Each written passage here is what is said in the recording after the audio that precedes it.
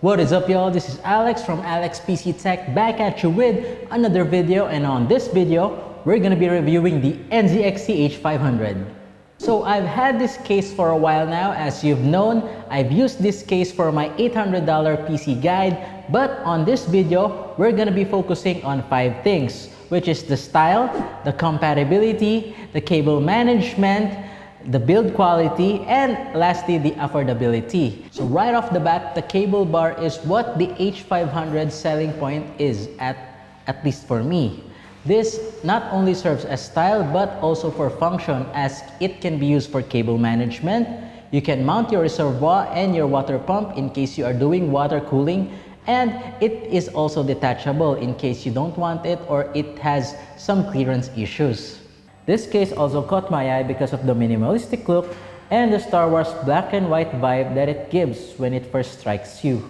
It comes in 3 different colors, which is matte black, black with red cable bar, an Overwatch special edition version, and a matte black and white, which is what I have here right now. Also, what we have here is the first iteration of the H500 case. If you happen to like this one already, because this is already the bare bones basic model of it, then it wouldn't be that hard to like the others, as they are only updated versions with additional frills. This is a compact mid-tower case that is compatible with ATX, Micro ATX, and Mini ITX form factor builds, although NZXT creates a separate line for the Mini ITX form factor. It also features a see-through side panel that is neither dark nor light and is just tinted the right amount in my opinion. Although the side panel doesn't go all the way down because this cutout serves as the PSU shroud. At the top, we are looking at one of 2 exhausts of the internal fans, a power button, 2 USB 3.0 hubs, and a mic and headphone jack for audio connections. The front is a very plain and simple white with a laid-back NZXT logo at the bottom. Going to the right side of the case, it has a removable panel that also serves as the front air intake. The back has the standard motherboard cutout, 7 expansion slots, and a vertical GPU mounting bracket. The bottom has 4 stands on each side that is about 1 inch of a height, allowing air intake for the power supply, and as well as allowing air intake at the front of the case. As for the GPU compatibility, as you can see from my build, I am using a 1660 Ti ROG Strix. This is the 3 cooling fan version of the 1660 Ti. So these are some of the longest cards that you can buy from the industry. As you can see, the case has no problem mounting even longer cards, but just take note that the longer cards, or even in my build, the GPU already intersects the cable bar. So you should take note of that. You can either buy 2 fanned GPUs so that it will be a lot shorter and the cable bar won't be obstructed. Another option for mounting the GPU is having a vertical configuration, but I would strongly advise in doing so, because although the case has the vertical configuration built in on it, having a vertical configured GPU on this system suffocates the GPU because it is very close to the glass where airflow is very restricted. So you need to take care of that. If you're going to fit in a water cooling loop inside of this, then I think you should be able to do the vertical configuration of the GPU, because there would be no air obstruction in the front. By the way, you can mount at least a 120 rad on the back of this case and a 240 or 280 according to NZXT radiator at the front of the case using the detachable mount that is provided with the case.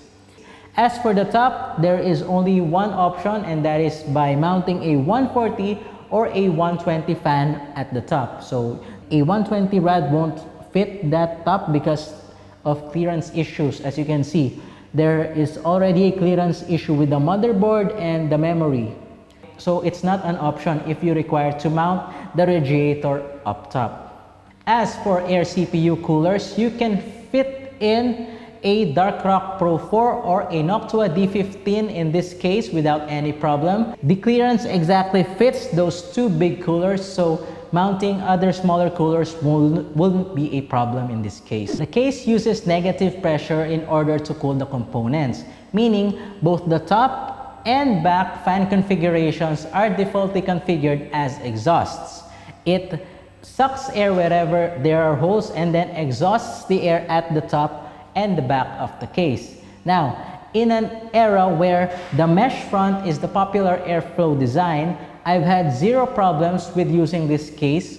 My components did not throttle and the heat was very manageable. And in my opinion, NZXT did a great design, not great, but good design with regards to the airflow of this case. The front and bottom intakes also feature removable dust filters that are very easy to remove. So it really benefited me a lot because I did not thought that I'll be using this feature at least that often, but it is very easy to clean your case, especially when it has these removable dust filters. One thing that I like about this case is the build quality.